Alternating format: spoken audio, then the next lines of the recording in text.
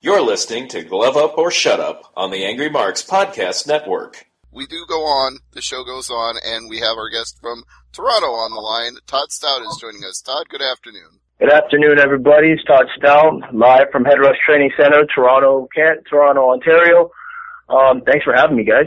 It's our pleasure. And first of all, we talked to your manager, Mac, before we set up this interview, and he said you've got a very interesting life story. So I think I'd like to start right there and tell everybody how you got into mixed martial arts and why you feel it can be such a difference maker considering what you've been through yourself. Absolutely. Well, I got into mixed martial arts actually while I was on parole for a crime that was committed in 2006. I started mixed martial arts in 2009, and it was funny. It's funny that it came into my life when I was 25 years old. I didn't know what I wanted to do. I was dealing with my own issues and my own shortcomings, and honestly, the sport inspired me and gave me so much, just so much to work for and work towards. And under those conditions, I went 4-0 as a professional fighter, and I feel like it changed my life around. So now talk to us a little more about why MMA enabled you to turn your life around. Was it that you found discipline through mixed martial arts? Were you dealing with anger issues from being, the life that you had beforehand and going to jail, or was it what led you to the renewal through MMA? Well, that's actually a good question. It is something that over the years I've thought about, and I've been in this game now for 5 years, still a rookie in most people's eyes.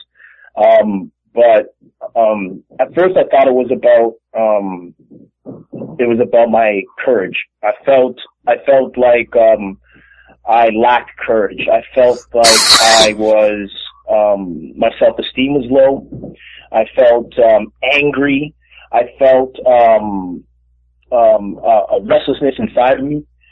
And getting into mixed martial arts, actually what it did, how it changed me, is not only gave me discipline, but also gave me a different kind of outlook. And it actually put me in a position almost as a role model. Not something that I would necessarily want to be thrust into, but then all of a sudden all these responsibilities came with that.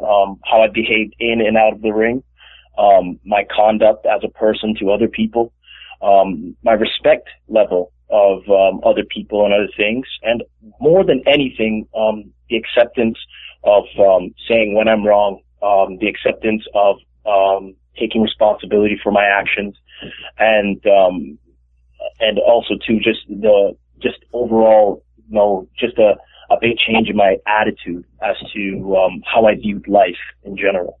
Now, when you were a younger man, before you got into trouble and before you found mixed martial arts and the discipline of it, were you a fan as a younger person? Did you watch UFC? Did you watch fights back then? I honestly did not, and I could be honest with everybody here. I wasn't a fan of mixed martial arts, actually, until the first Ultimate Fighter. Much like I saw some of the old fights, like with Ken Shamrock and Tito Ortiz, and I saw some of the older fights, like people like Gary Goodridge and stuff like, from Pride. And I never really was a huge fan. I was actually more into basketball and hockey. I played, rep hockey when I was younger. And I played, competitive basketball. So those were really my sports. I was one of the newfound fans, I guess you would call it. After, the first Ultimate Fighter, pretty much that's when I was like, okay, I want to get into this, or I could see myself into this. And then, when I was released out of jail in 2009. For a bit there, I was doing landscaping, didn't really know what I wanted to do, and then I kept passing this MMA gym. So I actually went in there, and it had the walls were all painted different colors, like the Ultimate Fighter show, and they had the banners and such, and very much a commercial gym, but it was enough to bring me in there and to start training. So as I said, I'm kind of a newfound fan, if anything. Well, that's understandable. I mean, you realized that it was something you could do, and you saw it and tried it and fell in love with it, and you'd already seen The Ultimate Fighter, so you knew, hey, this is a possibility for me. But I assume since you said you played hockey and basketball, you felt that you already had some athletic background that would lend itself well to MMA. Yeah, my athleticism has been, actually what I believe carried me through a lot of my earlier fights, because I was so raw. My first fight I fought 2 months after training. Now there was no amateur in Ontario at the time, so I fought professional, after 2 months. And, that my athleticism definitely helped, but it was more of, I was coachable. I didn't start playing hockey till I was later, so I had to learn really fast.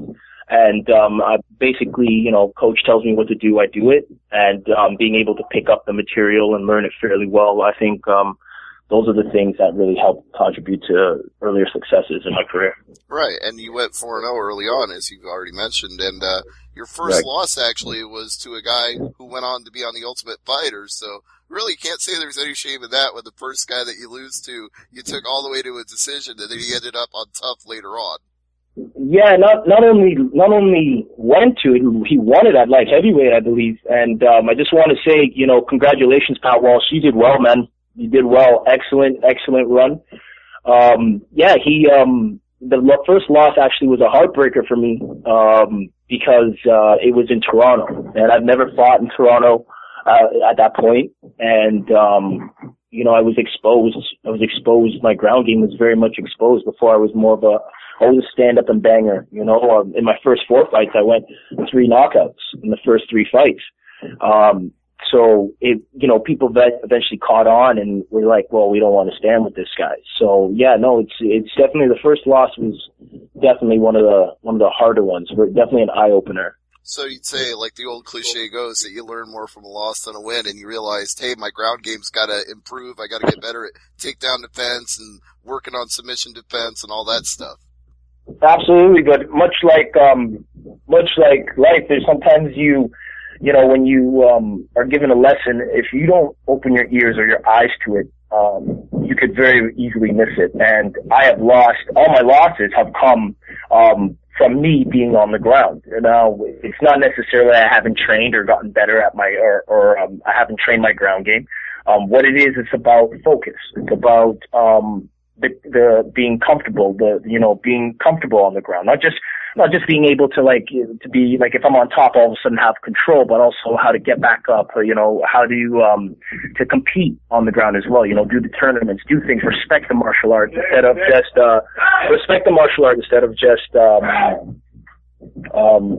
going through it, just going through the motions. Actually take part in it.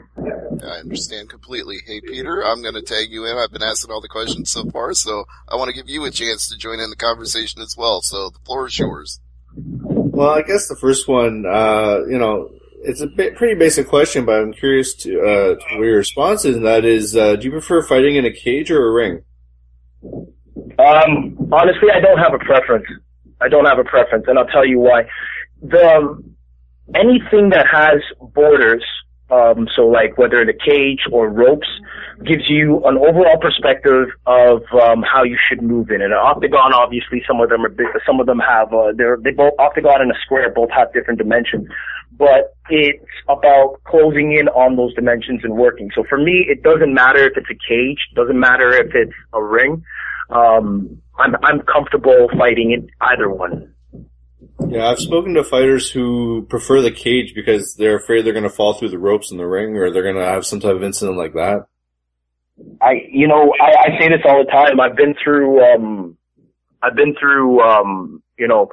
I've had situations where I've gone into, fights where I didn't even know if I was going to live or not. So like falling through is not necessarily something I'm absolutely terrified of. I believe there's people there to help, the refs there, especially and the ropes, I mean, like, if you fall through, you risk injury, but I mean, getting into there to fight at all, you're risking injury.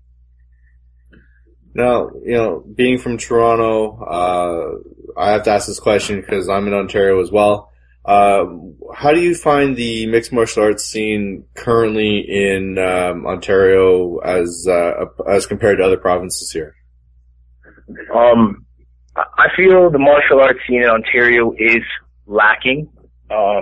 And that's not from a lack of effort though. You know, we got PFC out here, we got SEC, we had score fighting series. It is very slow out here. It's very difficult as well. Now I don't know the exact politics of it. I can only tell you from different views that I've heard and such.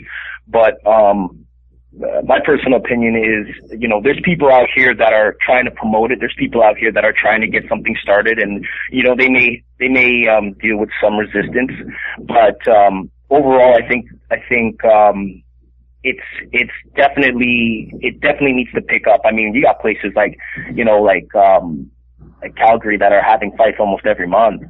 You know, like you got Montreal having 2-3 fights almost every month. Like, you know, like, I don't know. I feel like it's something, it's definitely something, where they should start from the ground up. And I mean, like, start from having amateur bouts, so that you get a lot of the younger fighters, a lot of the, people coming up involved, especially because it's harder as an amateur. You can't travel. You know, they're not going to pay for you. You're not getting paid for your fights.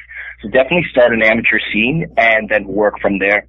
That's my opinion, but I mean, like, we'll see what happens. Hopefully in the next couple of years it picks up. I find, you know, obviously there's hot spots like BC, Calgary you mentioned, Montreal with TriStar right there. Obviously those are the big hot spots, but I like to see more like Ottawa.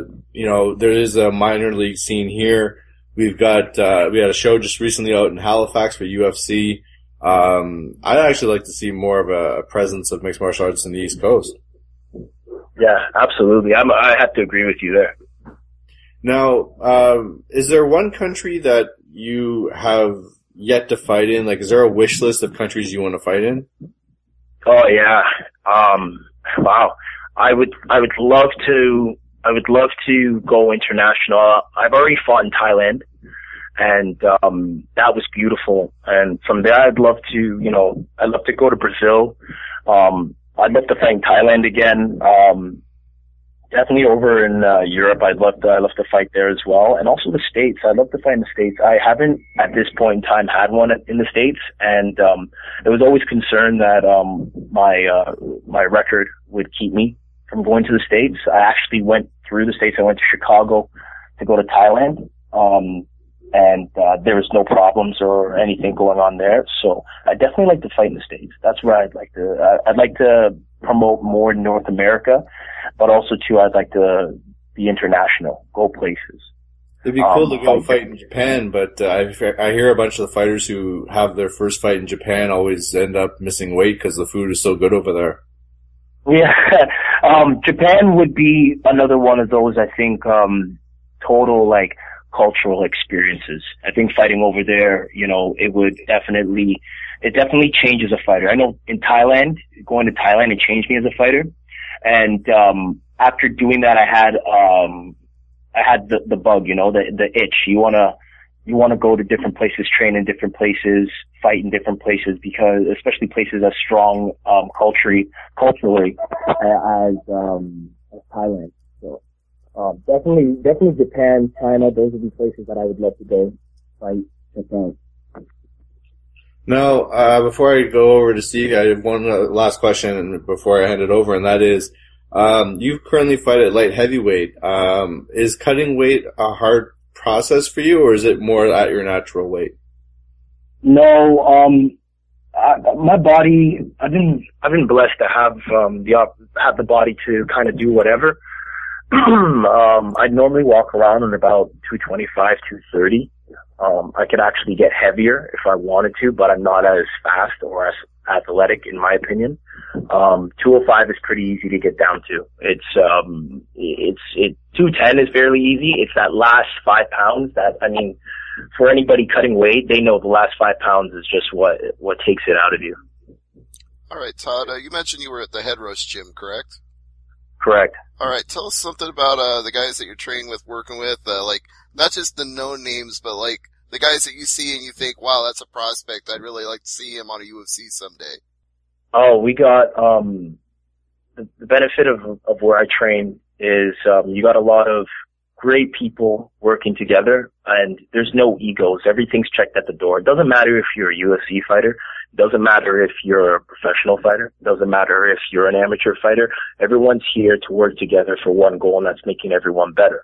Regardless of the name on the outside, whether it's Head Rush, whether it's Grant MMA, the group of guys that are inside of this gym, all work together. We have, Max Lee, who is just doing big things. He's getting better every single day. Nealon Hordat just fought on PFC, and choked out Dave Hale, which, I mean, that was a huge fight for Nealon, a huge victory.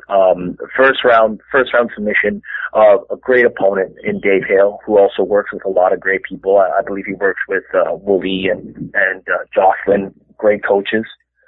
So, I mean, we have so much talent and so much potential packed in this gym, and it's kind of hard when when like we talked about earlier, how there's not really a circuit out here in Ontario or in Toronto to get these guys recognized, to get these guys out there. I'm more the kind of like, this is who I am. I put myself out there.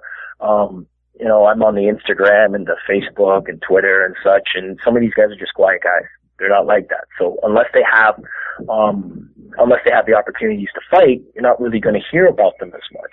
And I think that's a great injustice, because some of these guys, the way they move and the improvements I see in their game, I think that they can go against almost anyone at their skill level and weight class in this game. Anyone. Right. And of course, there's always a situation where known fighters sometimes don't want to take those guys that come from a gym where there's a lot of skill and a lot of talent, because they don't want to be upset by a guy that's not as well known as they are.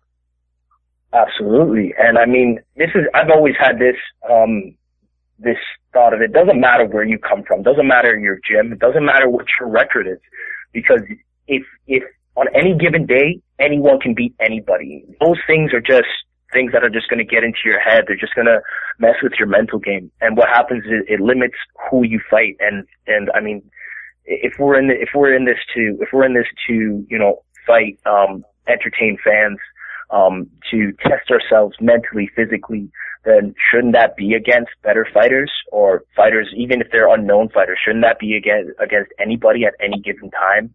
Any fighter at any given time? So, I mean, I always tell the guys here, it doesn't matter where he comes from, doesn't matter what he's been through.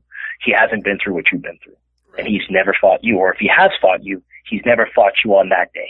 Yeah, and on any given day, like you said, any given day, TJ Dillashaw could beat Head Brown, no matter what the odds are on paper, anything can happen. Yeah. What a fight too, right? What a performance. Yeah. What a performance. I still watch that fight. It's amazing. Since I started fighting, and getting deeper into fighting, I watch fights now, and I feel I become critical. I become, in the sense of I become looking to see how they saw that hole, what body movement, placement, basically doing theory, basically doing homework. And, wow, he was just right on. Dwayne Ludwig did such good work with him, worked him so hard. I know I follow them both on Instagram. And just from what I've seen and from, the videos they've put out, amazing work. Yeah, Bang Ludwig, what he's done for the alpha male fighters is truly tremendous, because, I mean, before that, who was winning a championship? You'd have to go all the way back to Uriah Faber's days in the WEC, and now TJ Dillashaw is representing that camp as a champion, so obviously he was a difference maker for them. But I want to go into social media for a second, because you mentioned it a couple of times, and I see it as both a gift and a curse for a lot of fighters, because some people, like you said, you get on there, you promote, you let people know who you are, and other people, they get in there and they get into arguments with fans and they mouth off and they say F words. It's like, what do you think when you look at social media as a whole for MMA? Do you think it's a good or a bad thing? I think it's absolutely a good thing, on how you use it. I think any source of social media, it's all depending on how you use it. We live in an age of TMI, too much information. Everybody wants to know everything about everyone, and but at the same time don't want anyone really knowing about them, but then, you know, want to put out this and put out this about themselves or put out that about themselves. I think the best thing for MMA, for fighters is, you know, just be you, you know, and, but also at the same time realize that you have people looking up to you. You have people looking to you, you know, whether it be for answers, whether to irritate you, whether it to get a rise out of you, whether it to gain motivation from you. So you have to be very, very careful of what you do and what you say. And you take the same discipline you have for your martial art and you put it into your everyday life, including your social media. So you watch what you say.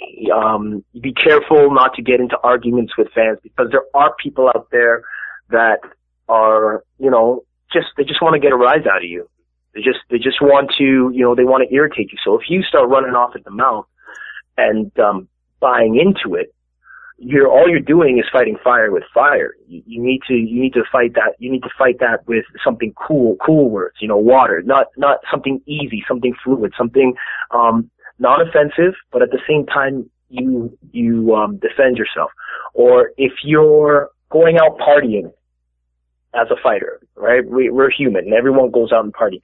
Don't post pictures of you partying and drinking this and drinking that and this and that, because people look to you for fitness motivation. People look to you for, you know, for as a role model. And I mean, like, it doesn't matter who you are. You know, one guy may not be someone's role model, but he's somebody's role model. Somebody looks up to him. So, I mean, I think it's all about just discipline. Same way you have discipline in the gym, same way you're disciplined with the people you train with, is the same way you should be disciplined with people you share, or people that follow you, or people you follow, or any sort of social media. And Peter and I have had this discussion before on the show, but we think that with certain fighters, there ought to be like a breathalyzer for Twitter, like you have to blow in a tube before you tweet. Yeah. Maybe you wouldn't say it if you got locked out of Twitter because you were drunk at the time. Well, I mean, like, but it's also too, it's entertaining. It can be entertaining. And like I said, we love to know other people's business. And, you know, when people start running off at the mouth, the things they say sometimes, like, I mean, I think there's a positive way of doing it, and then there's a negative way of doing it, to promote yourself. Like, you know, Nick like Diaz basically would kind of be the example of both, because Nick Diaz is entertaining, but sometimes he just doesn't represent the sport well. Oh yeah, like you could definitely say that. My personal favorites actually are, Chael Sonnen and now Conor McGregor. Oh, These two have the gift of gab, which has helped and promoted them in the sport in so many ways. Like, I mean, I was amazed that, you know, Chael Sonnen lost to Anderson Silva at middleweight championship, and right away got a championship fight just from talking with John Jones at light heavyweight. Like, I don't know anybody that's done that.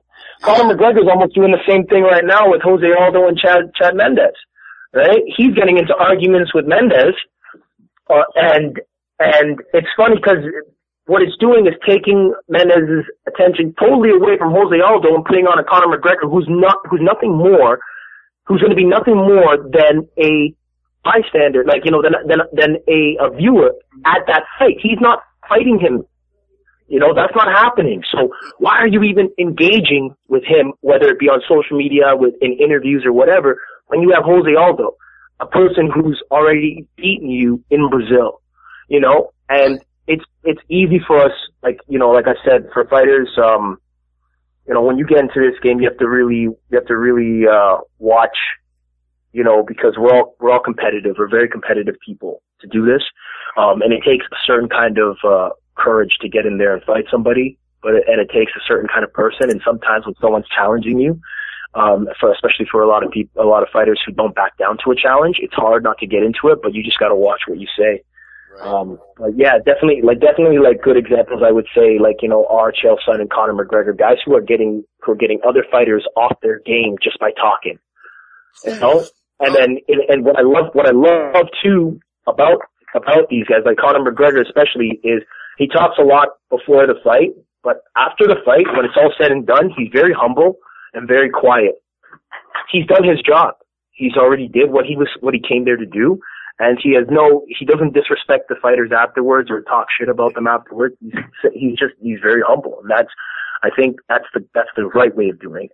Right. He promotes the fight, he gets people interested, and then afterwards he shows that it was about the sport and he was just trying to get more people interested. But since we kind of touched on Aldo Mendez in the course of discussing McGregor, do you have a prediction for that fight on Saturday? I believe Jose Aldo will hold on to that belt. Not that I don't think Chad Mendes is talented. And not that he can't pull up an upset. You know what I mean? I just think in Brazil is one of those places, like I said, I would like to go that culturally it is a hotbed for mixed martial arts and martial arts in general. The life that I've seen Jose Aldo, that I've read about Jose Aldo and, that I've seen on video and in his interviews, the life that he's had, the connection that he has with that country and with fighting there. Remember the first fight, he was so overcome with emotion. He ran into the fans. And God bless him, because I could imagine, he just runs right into the fans, just everyone cheering for him, going crazy, all his friends, family. I think that plays a lot into the mind of a fighter. And with Chad Mendes, especially because this fight, I believe it was supposed to be in the States. Right? And then that card got canceled. So now we're back in Brazil. I think all those play a factor. And the fact that Mendes is getting involved with McGregor right now and talking with McGregor and, I feel like that may be weighing on him as well. I don't know. He comes from a great camp. He has people that can, snap their fingers and refocus, focus on what the prize is. But my prediction, because of all those reasons, is Jose Aldo. Well, Peter, I know you had a question, but as you ask it, you can give your prediction as well. For the Aldo Mendez fight? Oh. Oof. I'm gonna go with Mendez. I don't know why, I just had that feeling, but Aldo, he always fights, I find, better in his home country, so I think Mendez, but it's gonna be a very close fight. But my last question is, how did you get your nickname? Alright, so, if you don't know, I'm really into comics. My brother actually went to school for it. He went to the Joe Kubert School of Art in New Jersey. His love for it has spilled over into me, so I read all the comics and stuff like that.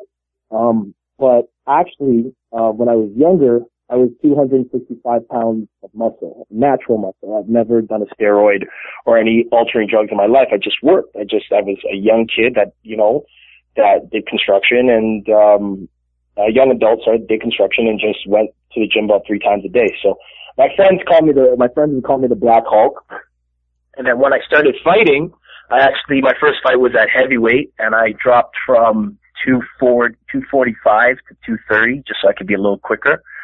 And it just stuck. And then I started, Black Hulk Nation, with my Warbound and, basically brought almost, comic book like superhero kind of alter ego to my fight game, which, is, that's my handle. It's just, Black Hulk Nation. You can find me on Twitter, Instagram. But that's just where that came from. That's just from being big and black. Well, Todd, I was going to ask you to plug your social media accounts, but you already did that, so maybe instead... You like that little plug-in? Yeah, you got that plug-in before I even asked, so instead I'll ask you to plug the next fight or next fight from your gym, whatever's coming up. Pardon me? Instead, plug your next fight coming up or next fight that you're, cornering somebody for. Plug whatever's coming up next for you. Well, at the gym right now, we, just had everyone fight. We had, so Elias, Theodoro fought in Halifax. We had Neelan fight on PFC. Mitch Gagnon also fought in Halifax. Right now, it's fairly quiet. We're just in the process of seeing, who's next, what's going on. For me personally, I will be competing in more jiu-jitsu tournaments. So just like I said about that development, not just training, but also competing in jiu-jitsu. Whatever fights come up, opportunities, I would love to take them. I'm the kind of person where it doesn't matter what your record is, doesn't matter who you fought, I'll fight you. And so I'm very easy, I would say, to find a fight for. So it's just kind of like anybody. So you don't have a specific opponent coming up, but you'll take a fight at any time. Absolutely. All right. Well, again, one more time, give those social media handles as we wrap it up.